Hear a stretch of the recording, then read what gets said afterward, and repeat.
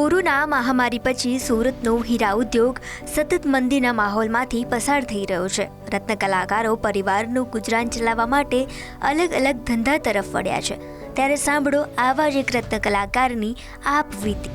Sir મુસીબતમાં તો sir બહુ financial condition બહુ ખરાબ હતી સર, કેમ કે ગાડીના હપ્તા ભરવા સર, છોકરાનું એજ્યુકેશનનું પ્લસ ઘરનો રેન્ટ ભરવું સર, બધું સર એક સમય એવો આવી ગયો કે સર વિચાર આવતો કે હું કંઈ કરી નાખું. રાંદેર રોડ પર વિકીભાઈ દહીંવડા વેચે છે. શરૂઆતમાં ખૂબ ઓછા ઓર્ડર આવતા, પણ હવે 200 થી 250 પ્લેટ દહીંવડા રોજના વેચાય છે અને 150 થી 200 જેટલી પ્લેટ દહીંવડા પાર્સલ થાય છે.